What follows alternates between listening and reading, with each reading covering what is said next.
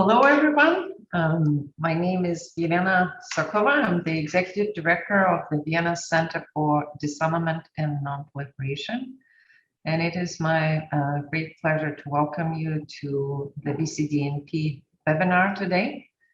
Many of you know that in a little over, actually in a month, almost exactly, the first meeting of state parties to the Treaty on the Prohibition of Nuclear Weapons will take place in Vienna.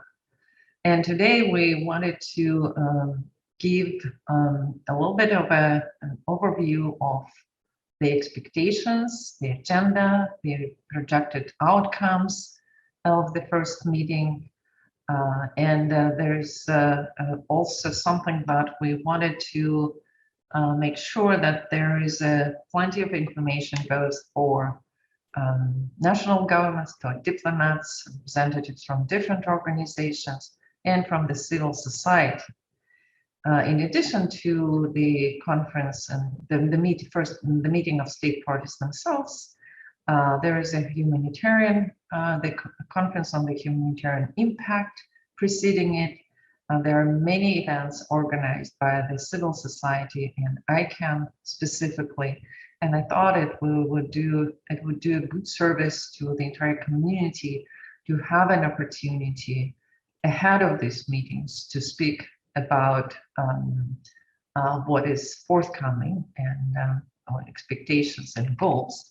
And for that, we have a great pleasure to have with us today Ambassador Alexander Kmentt, who is the Director of the Disarmament, Arms Control and Non-Proliferation Department at the Austrian Foreign Ministry, and also the President-designate of the first meeting of state parties of the TPNW. In addition, we have here Eirini Giorgou, who is the legal advisor of the International Committee of the Red Cross, and working in the Arms Control and Conduct of Hostilities Unit. We have Nadja Schmidt, who is the director and co-founder of the Austrian branch of ICAN, the international campaign to abolish nuclear weapons. And many of you know that the campaign won the Nobel Peace Prize in 2017 for its efforts in contributing to the negotiations and conclusion of the TPNW. But without spending more time on the introduction, just a quick reminder to our viewers and listeners, if you have questions, please use Q&A function. Or if you're watching on YouTube, you're welcome to send your questions to events@vcdnp.org. Without further ado, Alexander, why don't we start away with you telling us about the TPNW meeting? Well, thanks a lot. Good morning, Elena. Thanks to the VCDNP for organizing this, and to all who have switched in for this meeting. It's a great pleasure for me to have the opportunity to talk about the status of preparation and expectations. And as you rightly said, it's exactly a month from now, so we're really in the final stretch. The first thing I wanted to say is, of course, about the context where the meeting takes place, and that is a very dramatically different one compared to when we started the preparations. We have had explicit nuclear threats. We see the risks of nuclear escalation right in front of us.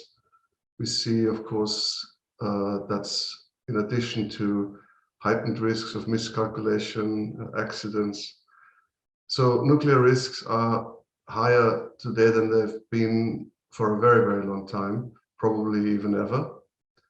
And the TPNW meeting takes place right in the middle of this, right there, which of course in many ways makes it more challenging, because we see certainly in Europe at the moment an emphasis on the importance of nuclear weapons. I would add that maybe in very many other parts of the world, the conclusion would be slightly different. But I wanted to say that if the policy conclusions that we will draw from all of this, if it hopefully will come to an end at some stage, is more emphasis of nuclear weapons, this will effectively be a call for the proliferation of nuclear weapons. So the TPNW, with its very profound arguments on humanitarian consequences and risks, this meeting takes place at an absolutely pivotal moment, and the contribution that the TPNW can make to the nuclear weapons discourse is extremely high. So I think states parties approach this this first meeting with a great sense of responsibility, also because of the particular context that this takes place. Let me say a few things about the sort of main messages and expectations. First, I've already touched upon this, is the seriousness and responsibility. I think that is very, very important. We have been preparing the meeting of states parties now for over a year because of the COVID postponements. And that process has been very substantive and very serious. And I think states parties want this to be a key message coming out of this meeting, that this is a meeting of states parties that have gone through their due national ratification processes, considered this treaty carefully, and drawing the conclusions that ratification of this treaty is an important contribution to their security. So this is not a peace movement treaty. It is based on a very serious security analysis. The second message that has emerged in the consultation so far is one of very clearly wanting to re-emphasize the basics of the TPNW, which is the focus on the humanitarian consequences and risks of nuclear weapons. Because this is the discursive segue out and away from the nuclear deterrence paradigm. I think states parties understand that and want to highlight that we have to have a much more broader and even much more focused international discussion about those issues. And of course, the TPNW is based on these principles. And for example, the positive obligations in the treaty on victim assistance and environmental remediation, which are novel aspects, are an embodiment of the humanitarian consequences and risk pillars of the TPNW. The third message is one of openness. I think the process has been extremely inclusive, not only among states and vis-a-vis civil society and experts, as the whole history of negotiations has been very open, but also the consultative process now has been very open. And not only that, but also vis-a-vis states that are not supportive of the treaty. So I want to emphasize that, of course, everybody is aware of the contestation around these issues, but the TPNW states parties have done absolutely nothing to justify any lack of engagement with the TPNW and the first meeting of states parties. So we have been extremely open. We have been, there has been a lot of outreach, and there has been not a single communication that would demonstrate an exclusionary approach. Quite the opposite, we have been very inviting. So if anyone decides to stay away from it, it is a political decision that, of course, every state is free to take, but it's not because of anything that we have done in the process preparing for this meeting.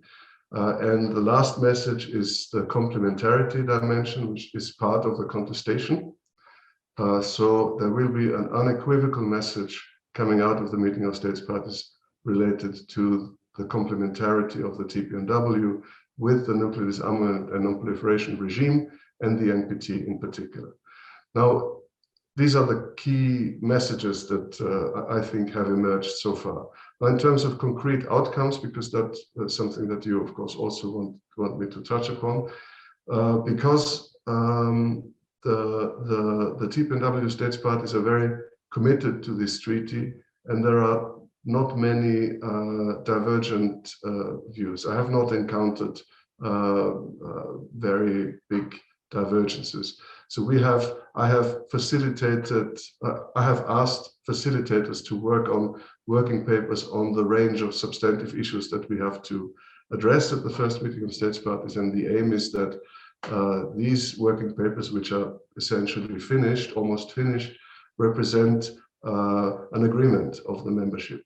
And all these working papers contain actionable items, contain decisions and recommendations, which will form the basis of the final document. I'm happy to maybe go into more detail on the decisions in the Q&A session, because I don't think I have time for that now. But in terms of substantive outcomes, what is intended is, of course, a political declaration. It is now very likely that states parties will want to adopt an action plan, because we have a fair amount of actionable items that have emerged out of the consultative process, and of course a final report with all the other decisions that we have to take in terms of the intersessional work that will happen, and in terms of the organizational and logistical decisions that need to take. Let me, I think you asked me to speak for 10 minutes, so that's nearly up. So I wrap up by saying that we hope, of course, for broad participation. This is the story of non-nuclear weapon states that have taken on additional legal obligations to support nuclear disarmament and non-proliferation. So we hope for broad support. There is a sponsorship program in place to assist states that need assistance to come. The deadline for application has actually already passed, but I still want to remind states that maybe some funds might be left over. So please apply if you haven't done that. And then, of course, we hope for a high-level participation of states parties, because this is a historical treaty. And we hope that states parties will celebrate the accomplishment of this treaty, specifically also in this particular moment, by underscoring the political importance of it with presence at political level. And I think I stop here because that's my 10 minutes, and I'm happy to go into more details, of course, in the Q&A session. Thank you, Elena. Thank you, Alexander. Maybe I'm willing to give you a couple of additional minutes, because I wanted to also for you to say a few words about the conference on the humanitarian impact of nuclear weapons that precedes the TPNW meeting. Yes. I'm sure there will be questions about that as well. Yes, of course, I'm happy to do that. It's of course important to make it clear that these are two entirely separate events. The meeting of states parties is convened by the UN Secretary General as depository of the treaty. That is a UN organized meeting, and I happen to be the chair of that meeting. But on the day before, Austria nationally is organizing a one-day conference on the humanitarian impact of nuclear weapons. The reason why we do this is, of course, for practical and logistical reasons, because if people come, delegates come to the meeting of states parties, they don't have to travel twice. That's probably the most important aspect. But it is also because it's a long time since such a conference took place. We feel it is extremely important, as I said, specifically at that very moment, to remind the international community of what the humanitarian consequences of nuclear weapons explosions would be, short-term, long-term, and mid-term consequences, what the risks are. I think that is extremely important. So we want to re-emphasize that. We want to set the scene for the meeting of states parties, of course, but we also want this to be a standalone meeting where states who are not supportive of the TPNW, but who want to engage constructively around the issues of humanitarian consequences and risks can participate. So we have just yesterday put out a revised agenda that's already very detailed. and I'll put in the chat and later, or I ask Noah to put in the chat the website. It's HINW22vienna.at, stands for Humanitarian Impact of Nuclear Weapons. So we think it's specifically now very important to really re-emphasize this, precisely because there is an awful lot of irresponsible and careless talk about nuclear weapons, about usable nuclear weapons, from people who really should think very hard before they speak like that, and maybe should come to the conference in Vienna to to learn before they speak like that. So I think it is an important meeting, but it is separate from the meeting of states parties. Thank you. Thank you, Alexander, and I would fully agree with you. It's actually even more timely now. In the last 2 months, we've heard explicit and implicit nuclear threats. So the reminders is really necessary, and I really welcome that opportunity. I know that the ICRC played a very key role in the negotiations of the TPNW and also in all the conferences, ICAN, of course, and the ICRC, in the Humanitarian Impact Conferences, the previous ones. And I'm wondering what are the expectations are for these events from the ICRC? What are you looking for in these meetings? Eirini. Thank you very much, Elena, for the invitation to speak, and hello to everyone watching us.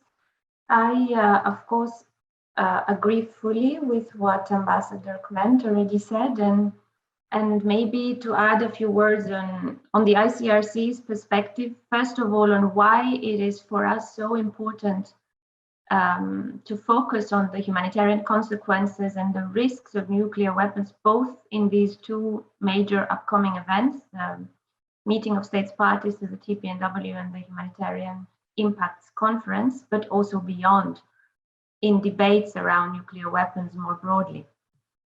And also then say a few things about what the ICRC expects to see coming out of these two events.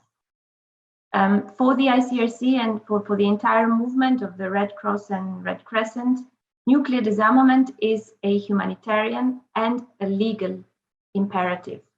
And we have been calling for this, as you know, since 1945, since the atomic bombings of Hiroshima and Nagasaki, because we witnessed there firsthand the immense suffering and destruction that was caused, but also the insurmountable challenges to providing humanitarian response and assistance to address the immediate and long-term needs of victims of a nuclear weapons use. The approach of the International Committee of the Red Cross to weapons is always focused on their effects, so their humanitarian consequences. And our legal assessment around the legality or not of use of these weapons is also done based on the effects, and nuclear weapons are, of course, no exception. As you mentioned, Elena, the movement's advocacy has contributed significantly to shifting the nuclear debate over the past several decades a bit further away from geopolitics and the emphasis on national and regional security, which was always at the heart of the debate, and the interests of those states possessing nuclear weapons onto the weapon itself and its effects, and the broader notion of human security. And for us, this has been a dramatic shift in the debate. So the consequences of any nuclear weapons use, as we know today, are catastrophic, and the risks of their use that are calculated as a function of the probability of their use and the magnitude or the gravity of the consequences are grave. And as Ambassador Kmentt noted, they have increased also very recently, dramatically, in levels that we have not seen since the Cold War. And what we also know is that we have no response capacity to a nuclear detonation, and therefore we must prevent it at all costs. So why is it so important to focus on the consequences of nuclear weapons? Because for us, They are the benchmark against which the moral, ethical, and legal acceptability of a weapon is to be judged, and also the benchmark against which the so-called deterrence theories are to be evaluated. And it is the catastrophic consequences of nuclear weapons on human health, on the environment, on future generations, on life on the planet as a whole, that make these weapons, in the view of the ICRC and of many others, inhuman, immoral, and since the entry into force of the TPNW, also illegal under international law. And for the ICRC, it is indeed extremely doubtful that these weapons could ever be used in accordance with international humanitarian law in an armed conflict. It was the catastrophic humanitarian consequences that drove the adoption of the NPT decades ago. It was the conviction that a nuclear war cannot be won and should never be fought. And the voices of the survivors of the Hibakusha, but also of all those communities that have been affected by the many nuclear tests that have been conducted in different parts of the world, really testify to these effects. So the growing risks of use of nuclear weapons dictate urgent measures, not only to reduce the risks of use, but to take tangible steps towards the elimination of nuclear weapons. And the prohibition, the comprehensive prohibition under the TPNW was a crucial such step. It was the catastrophic humanitarian consequences indeed that drove the international community to join forces under the humanitarian initiative that eventually led to the adoption of the Treaty on the Prohibition of Nuclear Weapons, which paves the way for eventual nuclear disarmament.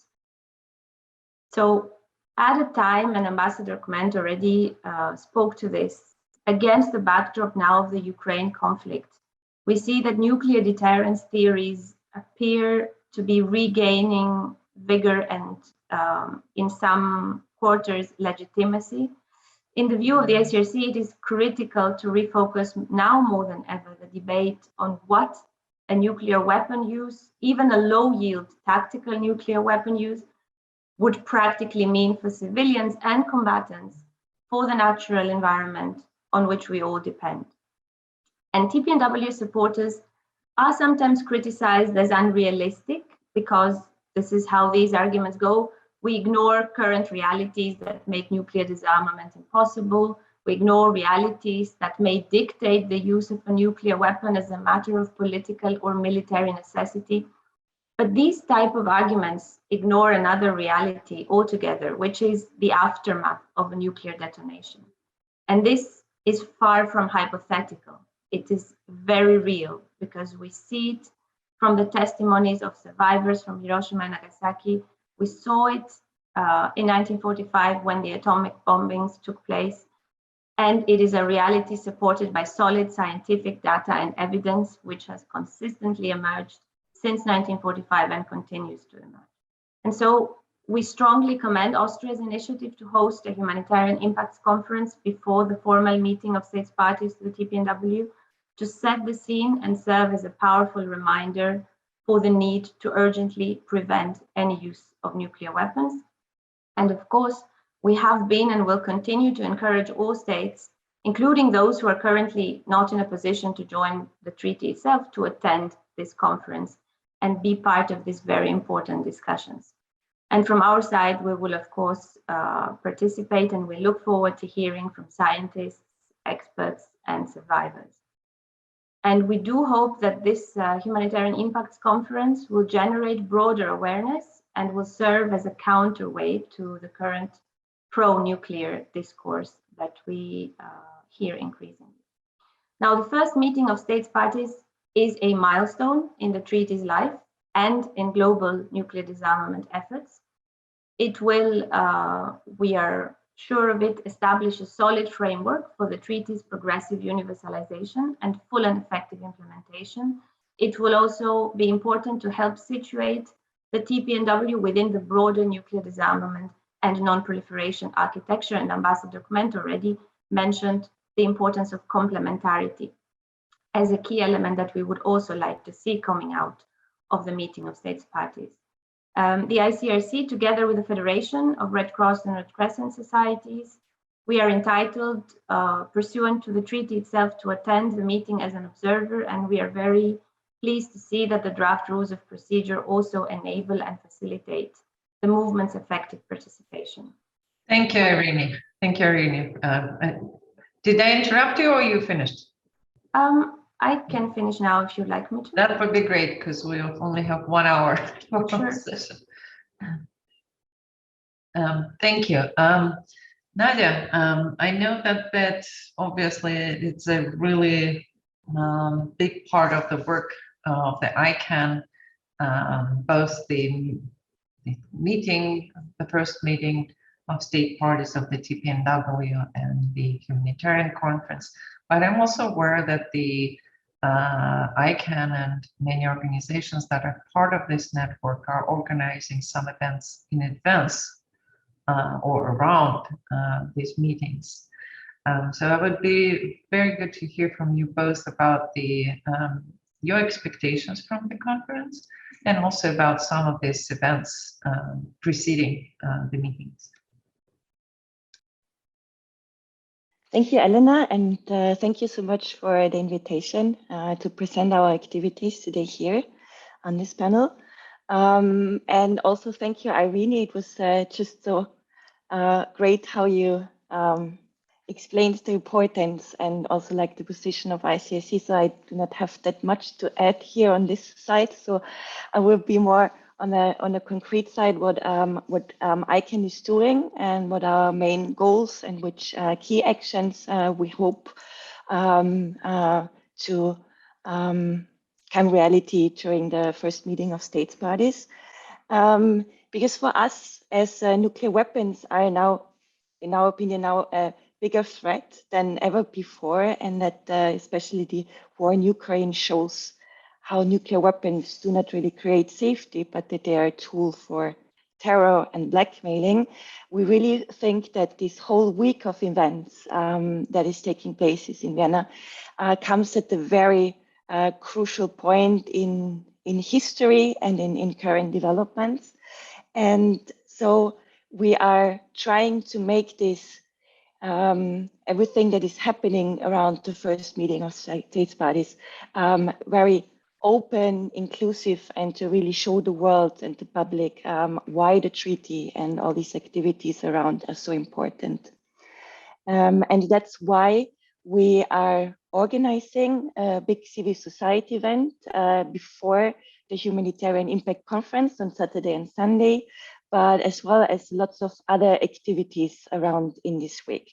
But maybe first, after Alexander and Eirini, I want to just give a brief overview about our expectations, what we would like to see at the first meeting of states parties. It really goes to that impacted communities are a key focus of our work for Vienna and also our expectations for the outcome.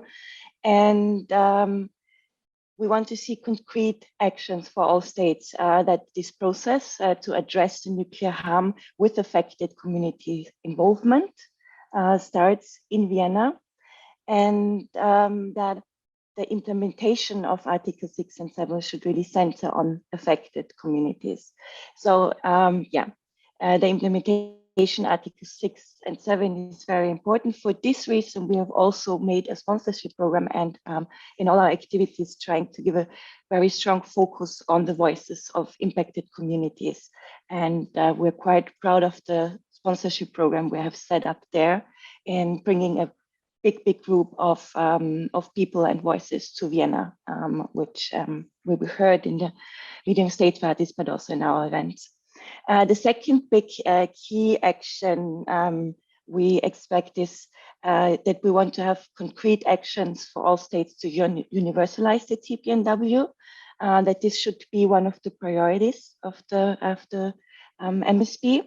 The third one would be setting deadlines for nuclear armed states to eliminate nuclear weapons and for host states to remove them.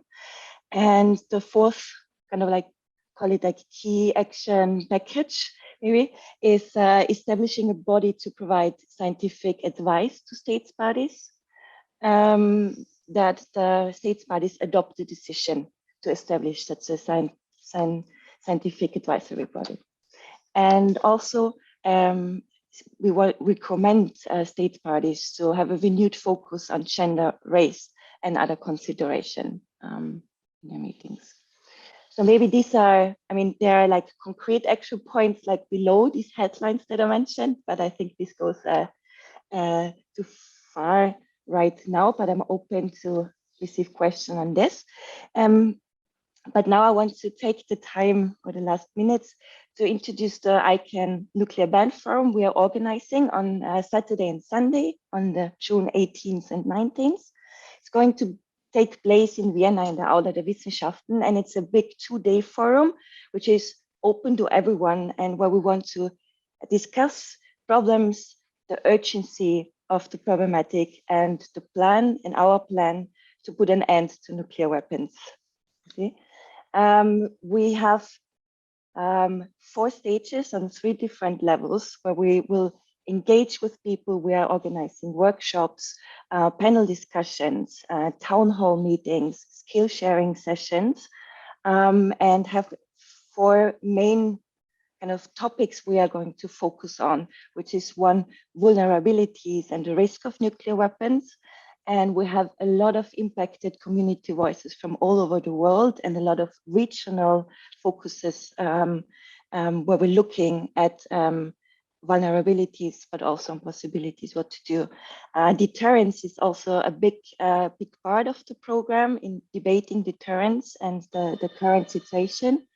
The third kind of like theme direction we have, we call it the beauty of international law, where we want to like from different perspectives and not only the TPNW, but from a lot of different directions, discuss the power and the possibilities of international law. And of course, we as civil society coordinator or NGO, a big important other topic is how to build movements and how civil society can work together to actually create change.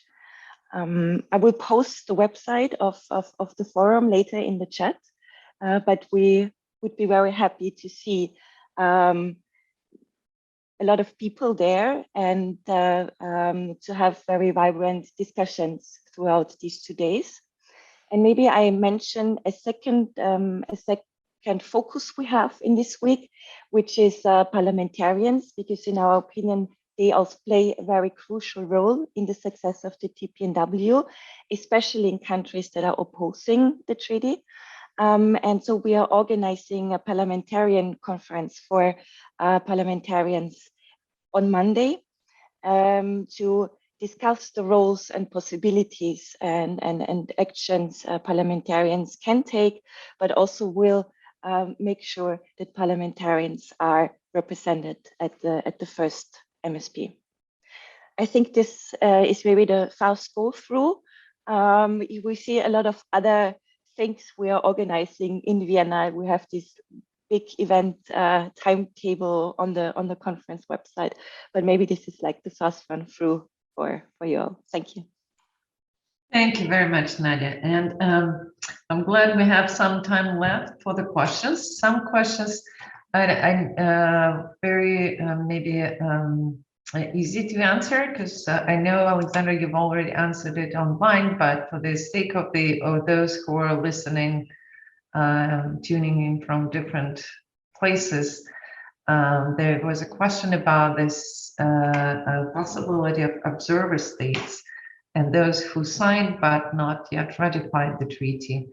I know they have been invited, but would they have an opportunity to take the floor during the first meeting of state parties? Yes, we have just at the start of this week had an organizational meetings where the rules of procedure that have been negotiated over the last several months, where we've decided to provisionally apply them. So they have been agreed, and the rules of procedure allow the participation of observers. Of course, they give them the right to speak and they give them the rights to distribute documents. So we have really strived to make the rules of procedure as inclusive as possible and avant-garde for nuclear weapons related treaties. So it's we really want to welcome the participation of broad stakeholders. Great, thank you. Really appreciate it, I'm sure, by many parties, that openness and engagement. Alexander, you mentioned when you had your remarks that you would be willing to say a few more words about some of the actionable items, particularly those you consider in the working paper. Maybe we can spend a few minutes on that before I jump into questions that came from the audience. Okay, I'm happy to do that. It's probably going to be 5 minutes, so I try to race through it. I already mentioned one of the key aspects, novel aspect, and the embodiment of the humanitarian dimension are the positive obligations. So states parties will work together and will establish a culture of work to address the humanitarian harm from past nuclear weapons use and testing. So we have a working paper in the pipeline that contains a lot of concrete actions, how to put the victims into the focus and in a cooperative way work to deal with these important humanitarian issues. So part of the points in this working paper will make it into the action plan. Part of them will make it into the final document. Then there is the whole area related around Article 4 about the elimination and verification. So the TPNW foresees a pathway for nuclear armed states to join, and it's actually two pathways. One is to join and then get rid of these weapons through a verified process, and the other one is to first do that and then join. And on the first one, where a state joins and then through a process eliminates these weapons, the first meeting of states parties has to decide on what the maximum timeline would be, because the negotiations in 2017 specifically tasked the first meeting of states parties to do that. So this is a decision that we have prepared. Similarly, if nuclear hosting states that host nuclear weapons from a nuclear weapon state on their territory want to join, we similarly have to decide on a maximum deadline timeline such a state would have to get rid of these weapons. So that's a decision that we have to take, and that's being prepared.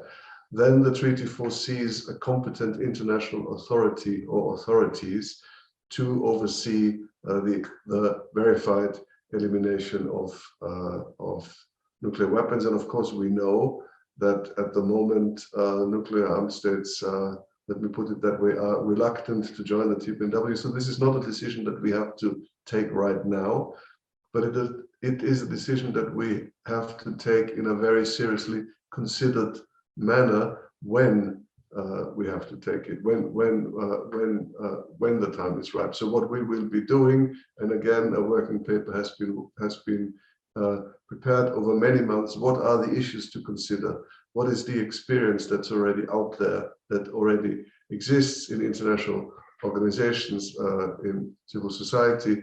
What would be the mandate of such an authority? What would have to be the consequences? So we want to take the time that we need to decide on this in a very serious way, and we will most likely mandate an intersessional process to study this question in more detail. Then universalization is a treaty obligation of states parties. So we will decide on a whole range of measures and actions to help promote the universality of the treaty, which is not only new ratifications, as important as this is, of course, but it is more broadly using every opportunity to underscore the arguments on which the treaty is based, namely the humanitarian consequences and risks. Then we will most likely establish a scientific advisory group that will help the treaty, the member states in the implementation.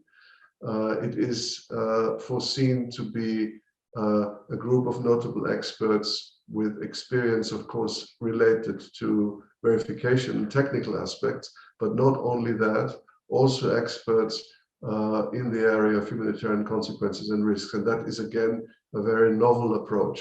And I think could be a very important takeaway deliverable for the meeting of states parties, because no such thing exists really.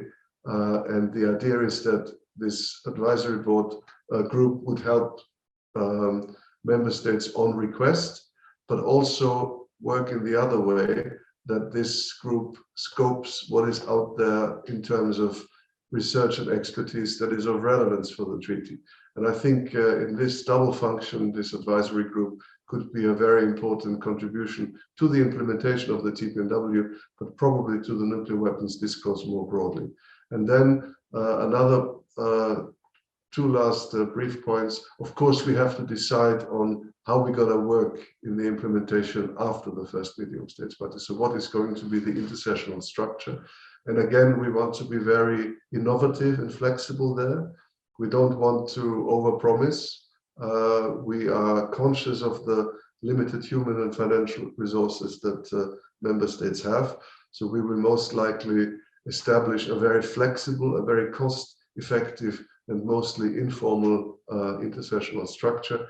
And then the final aspect is, again, a working paper that has been in the pipeline over many months and is supported by all member states, is this unequivocal message on the complementarity of the TPNW. In a way, to put it bluntly, we want to once and for all put these bogus arguments to rest and be very clear and unequivocal about the complementarity of the TPNW, specifically with the NPT, but with the regime as a whole. And we hope that some of those very unhelpful comments and accusations will stop after that. So this is really the key substantive aspects that have been in the pipeline. There are, of course, several other procedural issues that need to be dealt with, as is normally the case for a meeting of states parties. But in terms of substance, this is it. And effectively within 3 days, where the first day is most likely going to be taken up by statements from states parties and observers, it leaves us very little time to deal with all those aspects. So we will have a very packed program with probably very serious timing issues. I think that's, I hope I've not forgotten anything. I'm looking at Eirini and Nadja if I have. But I think these are the main work strands that we have been working on in the past few months. Well, thank you so much, Alexander. I think indeed a very kind of broad agenda and many of the tasks for the first meeting of state parties. There are a number of questions and just have to condense them together and maybe reformulate. Some of them relate to obviously the current situation and the even now formal application for 2 European countries that have been neutral, Finland and Sweden, to join NATO. And a number of our listeners are raising questions about overall the nuclear sharing issues. What I know previously we heard about the intention of a number of countries that actually share nuclear weapons on their territory, agreeing to or voicing their intent to come to the first meeting of state parties as observers. Could you maybe update us both on the those who are non-state parties who will be already or provided their intent to be part of the meeting as observers, and also not only the state parties but international organizations. Which international organizations have already expressed their intent to attend the meeting? Thank you, and thanks for the questions. There are two categories of observers, really. There are states that have been participating in the negotiations and have been voting in favor of the TPNW resolution, but at the General Assembly, but have not yet signed or ratified the treaty. They will, of course, also be observers, and there are several of those who will come.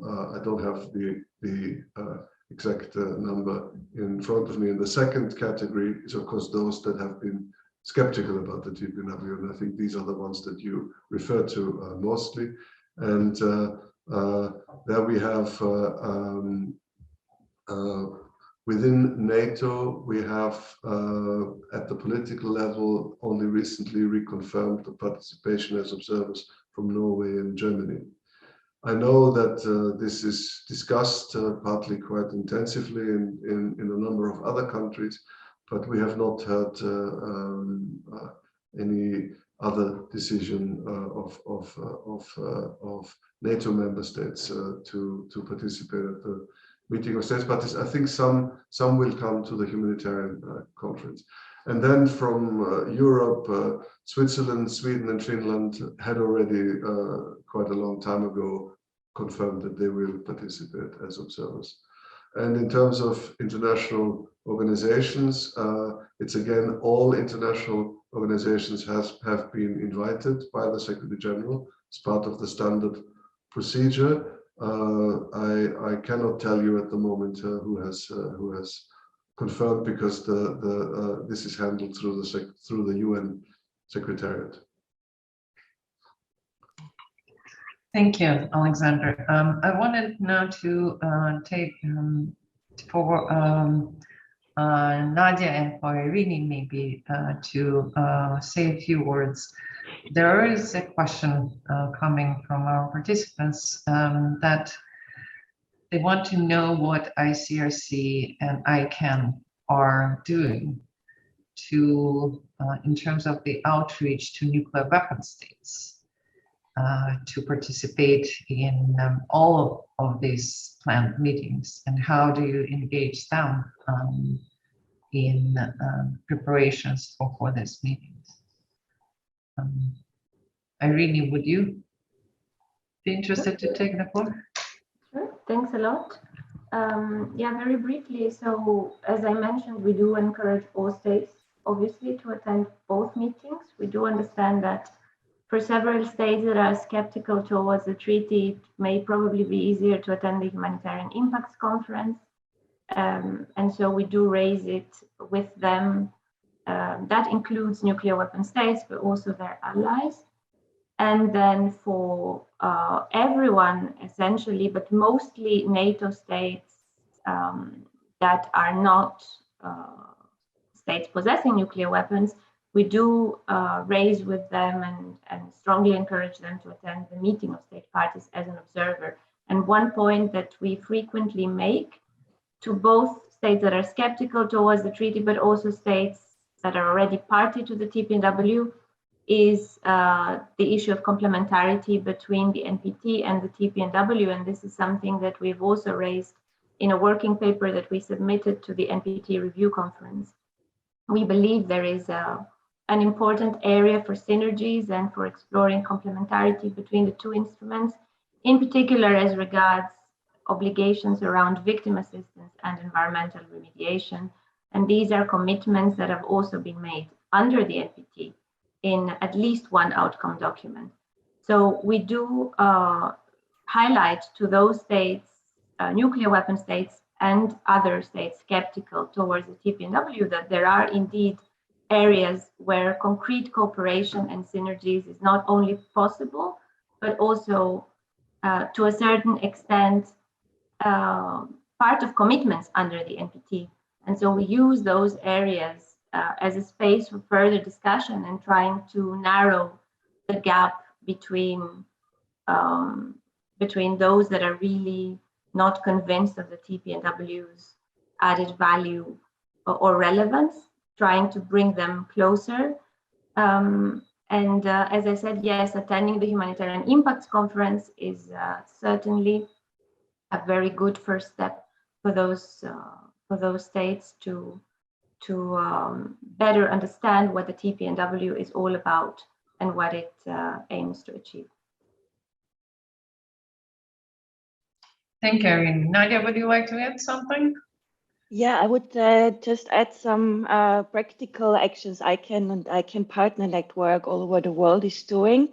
So actually, we're working with a lot of governments or in a lot of states to convince them to participate in the meetings. So not only state parties, but non-state parties, but also nuclear weapon states. So our campaigners and are working with the governments all over, but also, for instance, currently Beatrice Finn is in the US discussing with members of parliament and the Senate to kind of convince for participation and that they're coming to Vienna, but it's the same in a lot of European NATO states that campaigner are working on this.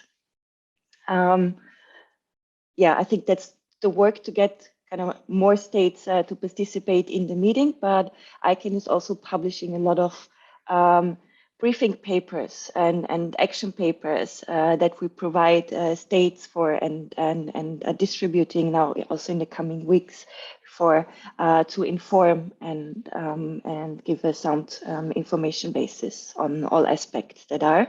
And maybe I can now just hint to there's a open consultation on Monday, or maybe Alexander, you want to briefly mention this also for civil society organizations that we are organizing together with Alexander Kmentt, so that civil society organizations can have a briefing and a discussion with the President-designate Alexander Kmentt on all issues. I think that's it. Thanks. Thank you, Nadja, for that addition. Alexander, well, actually, it's basically I'm summarizing some of the comments from the chat or from the Q&As. Is one of them relates to the importance of the media campaign with regards to all these events, particularly the meetings of the first meeting of state parties, and how to really engage a broader international community and the public in this. And one suggestion that came through the Q&A is to engage the Ukrainian President Zelensky as one of the speakers at this event. I don't know whether it was done already or not, but maybe something to look into. That's just a comment. But the questions that I do have for you based on Hiroaki Nakanishi is asking a question, I'll just rephrase it, is to say a few words about the relationship between the TPNW and its agenda and the work in how do you see the work contribution of the TPNW or the discussions that we will have in June to lowering or reducing nuclear risks and working on the policy of, say, of non-first use, the alerting and other issues that are a big part of the discussion nowadays within the NPT, but also something that is in the public discussions nowadays as well. So that's one of the set of the issues, that the relationship between the risk reduction, non-first use, the alerting, and other parts. And more of a technical question, maybe it's just to touch upon of the, is there any intention at the first meeting of state parties to also look into the safeguards and relationship with the TPNW and the NPT, because I've heard many times, and you I'm sure as well, some of the concerns that the TPNW does not sufficiently provide the safeguards obligations for both state parties and of those countries that will be eliminating, but those who don't have nuclear weapons as well. So kind of a long set of questions, but I hope you will be able to answer some of them. Thank you. 3 big questions with very little time. First of all, the media aspect of broadening the debate. I am absolutely convinced that the only way we will make progress on the nuclear weapons issue is through a much, much broader conversation. And I think part of the problem is that in the last 25 years, after the end of the Cold War, it was a purely security policy expert discourse, and the wider public didn't pay much attention.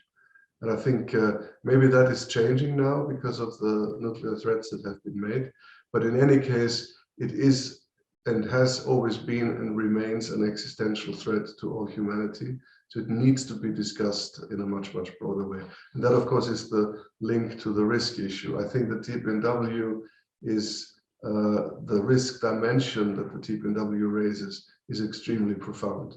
Because what we are talking about, it's profound because of 2 reasons. First of all, we are raising the risks that are inherent in nuclear weapons and in the policies of nuclear deterrence.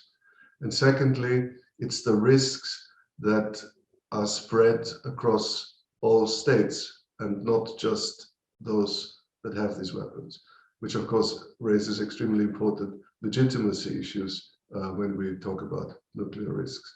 So the nuclear risk discussion that we see pursued in the NPT and promoted by also some of the nuclear weapon states is of course important. And don't get me wrong that I don't support any nuclear risk reduction measure, but focus on communications and sort of red telephones, as important as it is, doesn't address the real nuclear risks.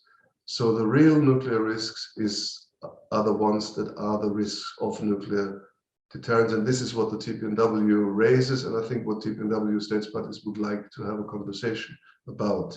And the risk perspective that the TPNW raises is, of course, moving nuclear weapons as far away from any use or accidents as possible. And that is in conflict with a nuclear risk approach that prefaces everything with a need to maintain nuclear weapons ready to use, which of course is the foundation of nuclear deterrence. So we would be very much in favor of measures such as de-alerting, decommissioning, de-emphasizing these weapons. And these measures, which would be the really significant risk reduction measures, are not taken by the nuclear weapon states, or they are very reluctant to take them because in their eyes they would weaken the credibility of nuclear deterrence. And that, of course, is a vicious circle that's very, very hard to break. And then the safeguards point. This is absolutely part of the false narrative that has been spread. Let me say unequivocally, the TPNW strengthens the IAEA safeguard system. There has been criticism that the TPNW does not make the additional protocol compulsory, which is something that many states that negotiated the treaty would have liked, but we did not get consensus on it. But what the TPNW does is that it makes the safeguard standard that any state that joins the TPNW has, it makes this standard legally binding. And of course, the additional protocol is voluntary. So those TPNW states that have the additional protocol, by joining the TPNW, this is now legally binding. So that is an addition layer. So it strengthens the IAEA's safeguard system. And for those states that do not have an additional protocol, it makes the comprehensive safeguards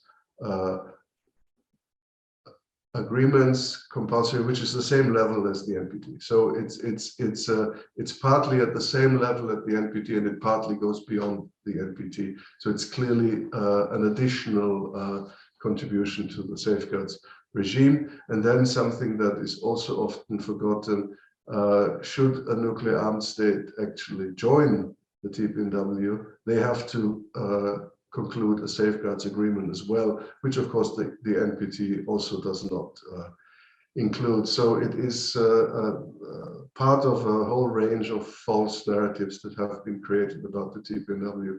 And of course, we will talk about safeguards at the first meeting of states parties, because we have strong safeguards rules in the TPNW. Thank you.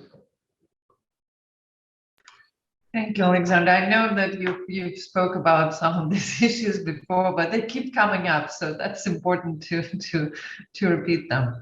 We actually are ending at the end of our time. Went a little bit over, but what I would like to do is maybe give each of you a minute to say some closing remarks, whatever is still you want to convey before we close down the webinar. And I suggest we go in the reverse order.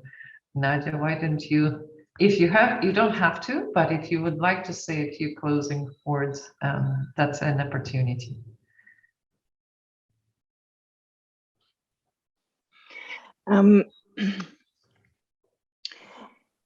Well, I haven't prepared any closing remarks, and it's a bit too fast and unexpected, but I would just emphasize how Vienna and everything that is happening around the first meeting of states parties comes at the really right time to discuss nuclear weapons. And there's this inclusive, kind of most inclusive meeting maybe ever with regards to nuclear weapons. Could be really be a turning point or a changing point on the path towards a world free of nuclear weapons, and that we're really looking forward, kind of like that we can start planning the end of nuclear weapons in Vienna. And maybe these are my closing remarks preparedly. Thank you so much. Thank you, Nadja. Very good message. Eirini. Thank you. Just to say that we very much look forward to these two events, and that we, the ICRC and the movement of Red Cross and Red Crescent societies, we will be there with quite a strong footprint, including the ICRC president, Peter Maurer, who will address the meeting, and that national Red Cross, Red Crescent societies, including in NATO countries, are also working closely to encourage their governments to attend as observers, to attend the Humanitarian Impacts Conference, and to put forward our common messages around nuclear weapons and nuclear disarmament. So this is by no means just an ICRC endeavor, it is the entire movement. So again, congratulations to Ambassador Kmentt and his team for the amazing work that they have done so far in preparing this meeting. And we very much look forward to the last part of the preparations and the actual meeting itself next month. Thank you. Thank you, Eirini. Alexander, you have the last word. Thank you. Just very briefly, in the same vein, that this is such a pivotal moment in the nuclear weapons debate, and it really can go several ways, and some of them are extremely disconcerting. But it can also be that maybe this heightened attention and the greater discourse and the awareness of risk is a bit of a jolt to the international community, whether we really want to go into the direction of more emphasis of nuclear weapons. So it's difficult. If it would be easy, it would have long been solved. It's not easy, but we have to have this discourse in a much broader and inclusive way. And I accept, I don't like it, but I accept that states don't want to join the TPNW at that moment. But the discussion, the request for a discussion about a much broader discourse on security, and specifically what kind of security and whose security, that's not going to disappear. And the TPNW, that is really the message of the TPNW. It's this globally shared concern about humanitarian consequences and risks. And I think at some stage, even the most ardent opponents of the TPNW will have to understand that the TPNW raises extremely pertinent and legitimate security issues for the vast majority of states, and it's important to engage. So I hope that we will have that maybe after the first meeting of states parties, there is going to be more constructive engagement, which in part really has been missing, unfortunately. So we will certainly try to approach all of this in a very serious and responsible way. Thank you. Thank you, Alexander. And I know that you have a lot on your plate, and many eyes are looking at the forthcoming conference and the meeting. And we all wish you both good health and stamina and strength and success for the meeting. I'm sure it will be successful. But I also want all of our participants to join me in thanking Ambassador Kmentt, Eirini, Giorgou, and Nadja Schmidt for joining us today. And we obviously all wish you success in the upcoming events, and for us all who are interested and wants to see the world safe and without nuclear weapons. With that, thank you all for joining, and we'll end our webinar with this short ending remarks. Thank you again. Thank you. Thanks for organizing this.